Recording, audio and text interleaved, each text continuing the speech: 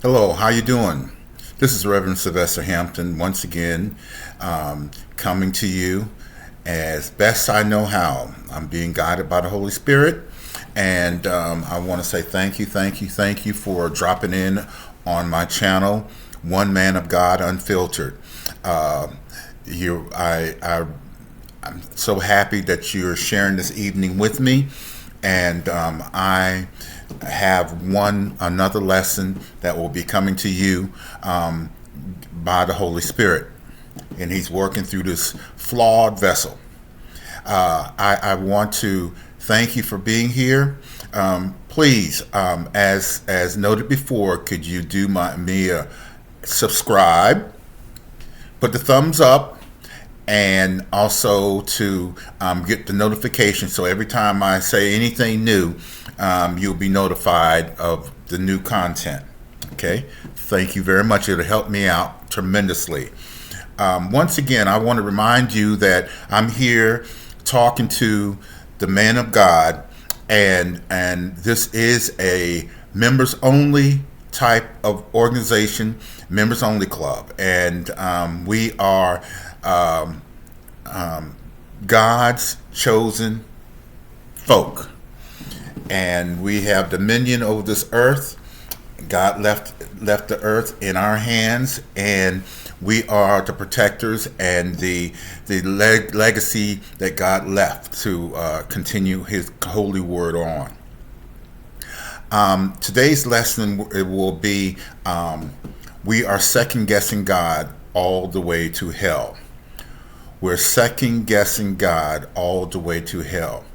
What prompted me to do this was I saw the news last night about this prominent figure being judged that he lied on two innocent women, and he was he was found guilty of lying, and he was told that he had to pay a enormous sum of money for the damages that he bestowed upon these women, and so after the verdict and everything, him being found guilty and him being fined all the money that he has to pay, he went out and did a news conference, and he says that he didn't lie, he was telling the truth, and he did not back down, and he went back out there and told the same thing that he was found guilty of lying, and he doubled down on what he claimed was he was not lying, he was telling the truth. Far too many times we have people going around saying my truth and your truth, and it's all about my truth and your truth. There's only one truth. Giving man the idea that we as an individual, so we can have our own truth to make us feel good. That's Satan's ploy to get us further away from God, and when we second guess God, who is the only true truth that only counts because it's His truth, and there's only one truth, His truth, and the truth that we live by, period. There's no second truth or my truth or your truth or their truth. It's only one truth. One thing that I was looking at the news this morning, and one of the news commentators, their husband, it's a husband and wife team, and she was saying that that the person that was found guilty, he was saying that it was his truth and her truth and all of this truth, and he made a correction on his wife, and he said, no, it's only one truth. And I admired that because of the fact that a man was putting his wife back in order and letting her know that it's only one truth. And that's the way men are supposed to be with their helper. we are in a delusional stage right now where we're concerned with people's feelings. We want you to feel secure in your choice, so we don't want to tell you that you're out of order because we're concerned about your feelings. Well, the flesh is very the flesh is will lead you straight to hell because we're worried about feelings. It has nothing to do with feeling. It has to do with facts and logic. Men are logical. Women are emotional feelings. Now, when a man starts talking about I feel this or I feel that or I think that, those are strictly emotional type thinking that is out of order for a man to express. And we have that in our gender because those men that talk like that, those men were raised by a mother. They were not exposed to a man, so they don't know how men move. So that's the only problem. And I mentioned before how dangerous those kind of men are. When you have masculinity mixed with emotion, it is toxic. I often say that masculinity or logic and emotion is like oil and water. They don't mix. You can take some oil and water. You can put the water in oil and shake it up real good and let it sit. And eventually, they're going to depart. That's what happens with emotion and logic. Men are logical beings, and that's how we're supposed to think. And in terms of if you're a Trekkie, Spock was a logical being. Captain Kirk was nothing but emotion because all Captain Kirk was concerned about was going to bed with somebody, and his hormones was always uncontrollable. So he was basically like a woman that is left to right, to fro, up, down. There was no thing, but with logic and Spock, he was always a constant. He made no bones about logic. That's how men are supposed to be, because men are supposed to be logical beings just because we're like God and we think like God. He gave us that attribute. And what's happening now is that Satan has bombarded this world with a lot of feelings and emotional disillusion and things like that's going around, and you just don't know. I was reading. I reread the book in Genesis, where it says that in Genesis 2, verse 17, that's when God was telling Adam, you can eat from all the trees you want, but do not eat from the tree of knowledge and the knowledge of good and evil. He ate from the tree of the knowledge of good and evil, and that was one of the things that I was led. When he ate from the tree of good and evil, God told him that if he ate from that tree, that the day that he eats, he would surely die. And how God knew that he ate from that tree was because Adam heard God in the forest, and he hid himself from God. God says, "Where you at? Where you at?" He says, I was hiding from you because I was naked, and I didn't want you to see me like this." And God says, "Who told you were naked? Did you eat from that tree? And that I told you not to?" And he said, "Yeah, I ate from it, and the woman that you gave me, she gave it to me, and I ate from it." And so that was the beginning of the fall. And by the way, that was the only time Eve heard God's voice, was when and his first words to the woman was, "Woman, what have you done?" That's it. So God works through the man, and we're supposed to pass it down to our families. Okay, that's how it works. Because it would be out of order for God to call and talk to our helper. Those helpers belong to us as men of God. That's period. Okay.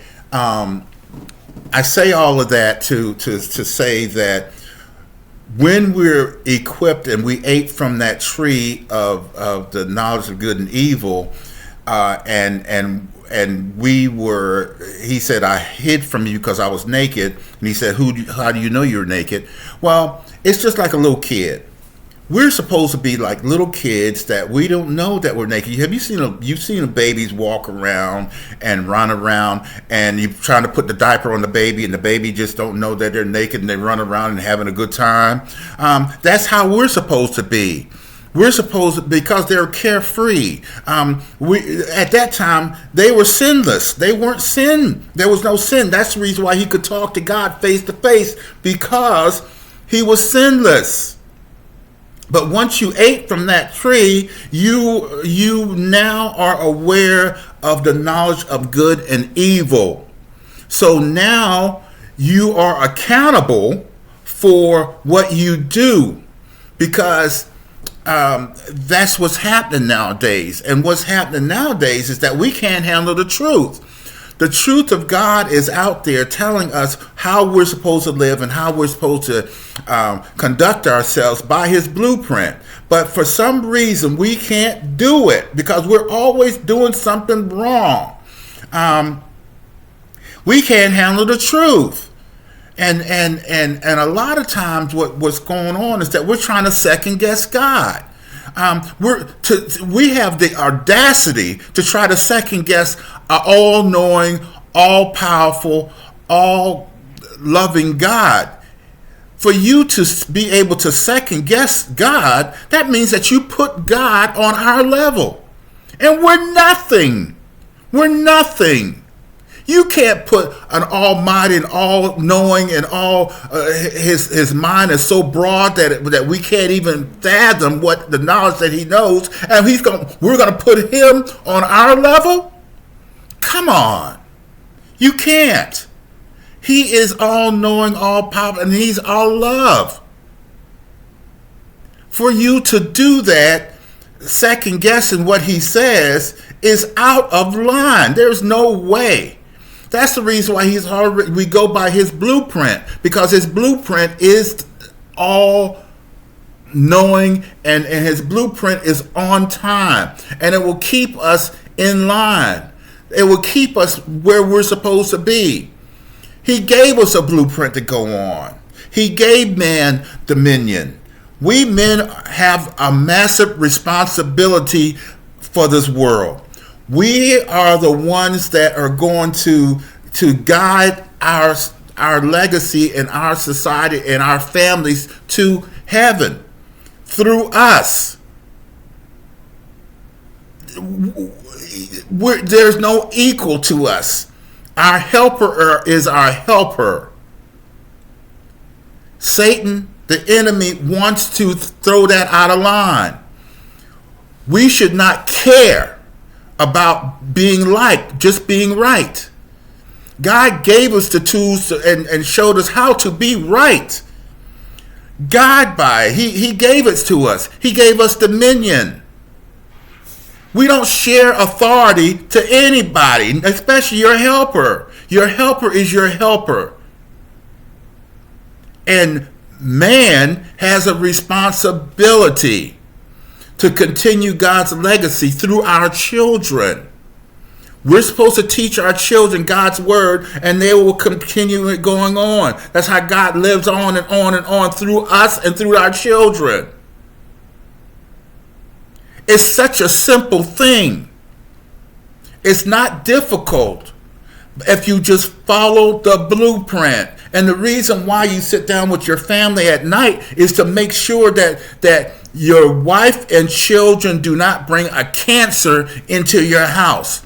Because at that time, when they start talking all this stuff that they gathered outside and bringing into your house, you're supposed to dispel that, rebuke it, and you're supposed to make the corrections right then. You have that much authority. They won't override you. They can't. Men, we have too much on our shoulders and we can take it. That's what we're built for. We're built for this. Women are not built to take on the responsibilities that you have. Women are never built to raise children and train children. They're not built that way. That's responsibility for you as the man, as the head of household. When you're not there, the children are uncovered and they are uneducated in how to survive. You teach them survival skills. You teach them how to stay online.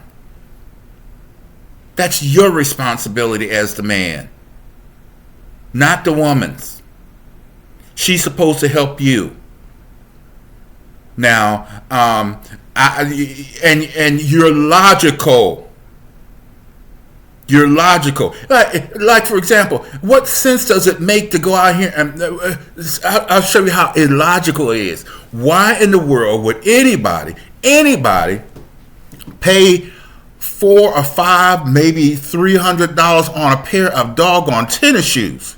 Tennis shoes. You're paying $300 for a pair of tennis shoes? That's stupid. Stupid. That doesn't make any sense. Because you're trying to keep up with the Joneses? That's irrational, illogical. Why would anybody pay thousands of dollars on a purse? And 9 times out of 10, they will never have over $100 to put in that purse. That's stupid. That doesn't make any sense. Why would anybody buy a T-shirt that's $100 per a T-shirt, a shirt, $200 or $300? That's stupid. All of that is emotional. Satan loves it when we're emotional. Let me tell you something. Another thing is that Satan and his children are not your friend. They're not your friend. You're not supposed to be with them in the first place, because all they bring is confusion and destruction to your family. Period. They hate you. They can't stand you. Satan's children can't stand you. Now, I do know that you're trying to be kind and everything and trying to lead them to Christ and everything, but and you're trying to you're thinking that if you treat them nice that they are fair. They're not fair. They do not have the wherewithal nor the nature to be fair. They hate you. They can't stand you. They are plotting every single day to see how they can destroy you and to kill your family. Period. You're not supposed to be with them. You can't treat them nice. There was a battle that God had told his soldiers, his children, go into that village and destroy everything. Don't take anything out of that village. Destroy everything, the cattle, everything, women, children, everything. Destroy it. And do you know there's somebody in there that didn't do it, that took something valuable and took them out? God saw that. The reason why God says that is because when you go in there and dealing with evil, you can't diddle-daddle with evil, because evil will lift up their heads and you can't give evil room to breathe. You got to destroy evil because evil's going to destroy you. That's their whole mission, is to destroy. Satan is looking around to see who he can destroy and devour. That's what he's there for. And he can't stand you.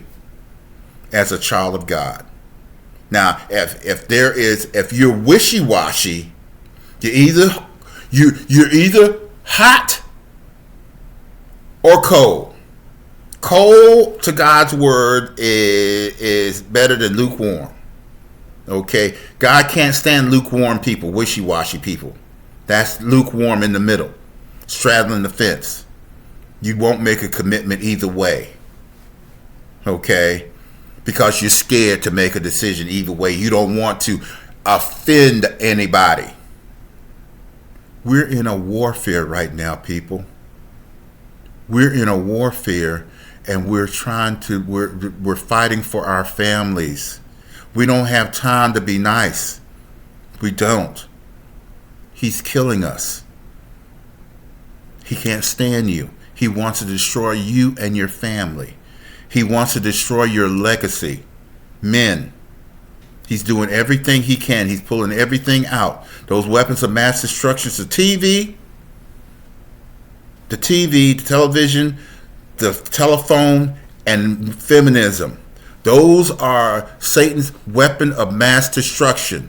And he's using those weapons of mass destruction from that, and he wants to pry your children and your helper away from you.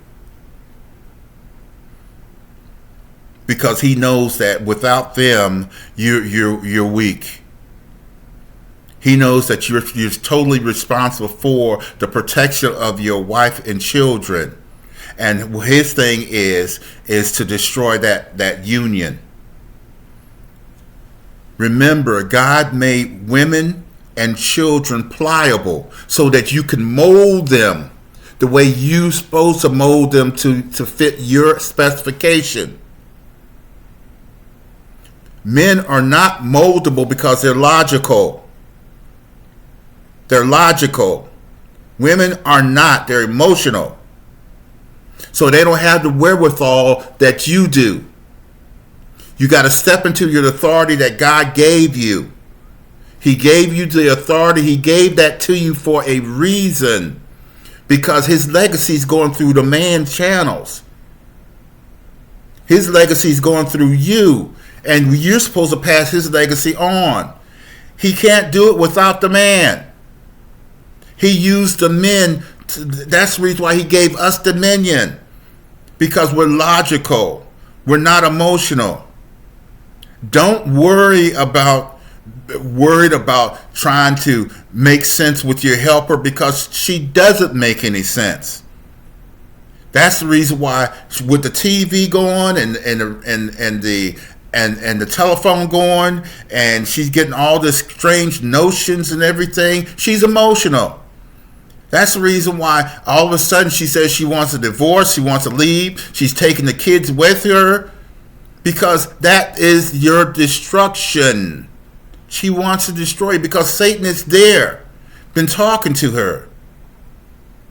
She's irrational, delusional.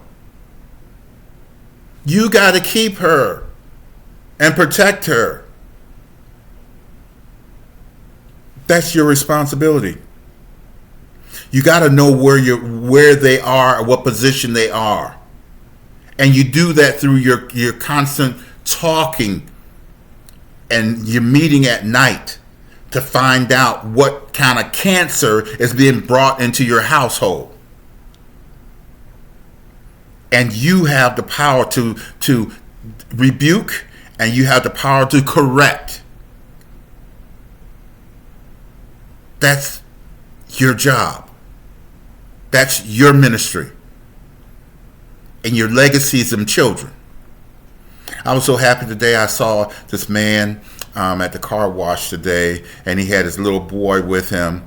And his little boy was, I could tell he was so happy helping his daddy out with the car and helping vacuum the car out and everything. And it touched me. It gave me hope that there are some men out there. I walked up to him and I said, thank you for your service, because he's raising a son. That's a good service. I went to him, thank you for your service. And I said, by the way, who does that boy belong to, you or your wife? He says, me. I said, I almost wanted to cry, because that was absolutely right. That was a man of God that knew his legacy is through his children, that knew the proper chain of command. There is hope out there. Remember, it is members only. I'm only talking to members only. What I'm talking about doesn't apply to the Pookies and the Ray Rays and the heathens. It don't apply for them. The Moeshas and the Keishas and Bebes, they're not who I'm talking about.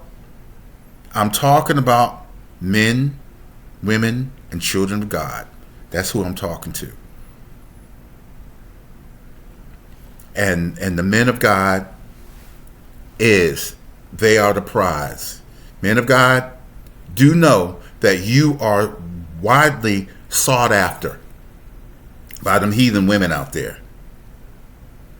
Be careful. Remember, you get your wife from the hands of her father, who is a man of God. You have no business going out there in the far country trying to find a wife. Okay? Remember, I harp on that because it's very important. Very important. Because I love you. I love you with all my heart and all my being. And you are the reason why I'm here, and you're the reason why this station is here.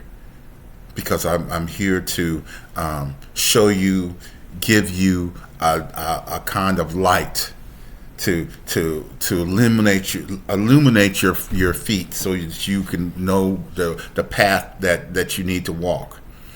God has given us the blueprint to live, of how to live. Just stick with the blueprint. You will never go wrong. He's already showed us the blueprint. Stick with the blueprint. Satan is trying to get you off that blueprint because he can't stand it. Okay? I want you to know that there's going to be some more that I have to talk about. I'm afraid that there's a lot of us that just they're not taking it for serious. We're taking for granted that we're okay. We're not. We're in a war. We're in a warfare that Satan is conducting, and his whole idea is to destroy us. He wants to destroy us. He don't give a doggone about you. He hates you, and he wants to destroy you. He don't care about that little baby boy or little baby girl that's just born. He wants to kill them too, because he knows that baby has your blood in him, and he wants to destroy God's legacy. Period. That's all he wants to do. He can't stand you. So no matter what you do, I know that we're supposed to be kind, and we're supposed to show that we are loving people, but God did not want you to be a fool. You don't bring a cancer in your household, and that's going to destroy your household. We have no business trying to mingle with satanic people. They're not our people. They are there to try to get you to come to them and bring you into your house so that they can destroy your house from within. Because they know that they need to get from within your household to get behind your walls and to destroy you. That's how they win the battle, is from within. They are going behind enemy lines, infiltrating your household through the TV, the telephone, and feminism. And they're prying you apart. Men, don't allow that to happen. Do know the enemy. You don't worry about being liked. Just be right. And you protect your family at all costs, because your family's soul is at stake. The souls of the family is at stake at this time, and we can't afford to lose. I'm here to tell you that we're in a warfare, and we don't have time, and it's not here to be nice. Just be right, and do know that you are the prize as the man. And if they destroy the men, he's won. He's conquered. Don't let them destroy us. We're all God's got left. He put a whole bunch of responsibilities upon our shoulders. Let's not let him down. And he knows that we're not going to let him down, because he would have never given us this much responsibility, because he knows that we are men of God, and we have to put on the full armor, because we're in a warfare right here, folk. I cannot tell you how far and be explicit of that. We're dying.